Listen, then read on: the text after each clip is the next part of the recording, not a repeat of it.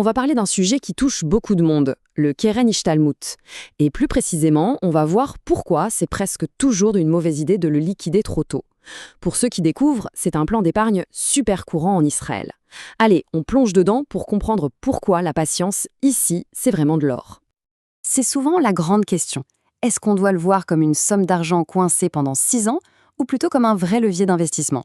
La vérité, comme souvent, est un peu plus nuancée et on va décortiquer ça ensemble. Commençons tout de suite par l'idée reçue la plus tenace et celle qui peut coûter le plus cher. Voilà ce qu'on entend souvent. 6 ans. Ça paraît une éternité. On a l'impression que cet argent est mis sous cloche, complètement inaccessible pour les besoins du quotidien. C'est une vision à très court terme qui passe à côté de l'essentiel. Mais la réalité, c'est que cette période de 6 ans, ce n'est pas une prison pour l'argent.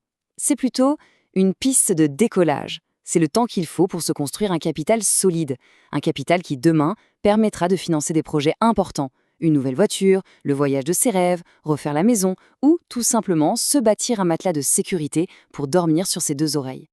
Maintenant, passons à la partie la plus fascinante. Pourquoi le temps est le meilleur ami du Keren Ishtalmut? C'est là que la magie financière opère vraiment. Le concept clé, c'est celui des intérêts composés. Pour faire simple, c'est l'idée que les gains que l'épargne génère ne sont pas juste stockés à côté. Non, ils sont réinvestis directement et se mettent à générer eux-mêmes de nouveaux gains. C'est un cercle vertueux. L'image qui parle le mieux, c'est celle de la boule de neige. Imaginez une petite boule qui dévale une pente. Au début, elle grossit doucement, puis de plus en plus vite. Eh bien, pour une épargne, c'est pareil. Plus le temps passe et plus la croissance s'accélère. C'est exponentiel. Il y a un autre principe à avoir en tête, la valeur de l'argent dans le temps. À cause de l'inflation, 100 shekels aujourd'hui auront moins de valeur dans 10 ans. Quand on investit, on ne cherche pas seulement à gagner de l'argent. On cherche d'abord à protéger sa valeur contre cette érosion naturelle. Bon, tout ça, ça peut paraître un peu théorique. Alors pour rendre les choses ultra concrètes, prenons un exemple. L'histoire de 2 collègues, Yosef et David. Alors, les 2 partent exactement de la même situation. Ils mettent de côté 1500 shekels par mois, et ce, pendant 20 ans. La seule chose qui change, c'est leur stratégie. Yosef, lui, décide de placer son argent en bourse, avec un potentiel de rendement plus élevé.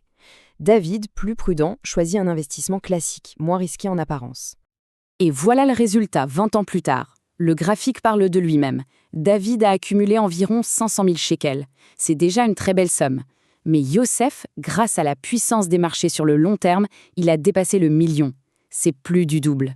C'est une illustration parfaite de l'impact d'une stratégie dynamique quand on lui laisse le temps. Mais attendez, ce n'est pas fini. Le Keren Ishtalmut cache un autre atout, un avantage énorme et souvent mal compris, sa fiscalité. C'est peut-être son meilleur secret. Voilà, c'est la phrase à retenir. Lisons-la bien. Si les plafonds annuels sont respectés, tous les gains produits sont totalement exonérés d'impôts. C'est juste un avantage fiscal colossal qui change absolument tout. On reprend notre image de la boule de neige. Eh bien, imaginez que cette boule qui grossit de plus en plus vite est en plus complètement protégée des impôts. Chaque flocon de neige qui s'y ajoute, chaque gain, est réinvesti à 100%. Rien n'est prélevé.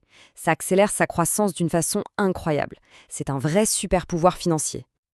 D'accord, mais alors, comment on fait, concrètement, pour profiter au maximum de cet outil? Résumons les points clés. Tout tient en 4 points. Premièrement, planifier. Avoir une stratégie sur le long terme. Deuxièmement, commencer le plus tôt possible. Chaque année compte. Troisièmement, bien sûr, profiter à fond de l'avantage fiscal pour maximiser les gains nets. Et enfin, et c'est peut-être le plus important, toujours penser long terme. Pour conclure, le Keren Ishtalmut est bien plus qu'une simple épargne. C'est un véritable accélérateur de patrimoine, grâce à l'effet boule de neige des intérêts composés et à sa fiscalité hors norme. Le liquider avant l'heure, c'est un peu comme couper un arbre fruitier juste avant qu'il ne donne ses plus beaux fruits. La question n'est donc pas de savoir s'il faut attendre, mais plutôt de se demander quel est le premier pas à faire dès aujourd'hui pour son avenir financier. Merci d'avoir suivi cette analyse.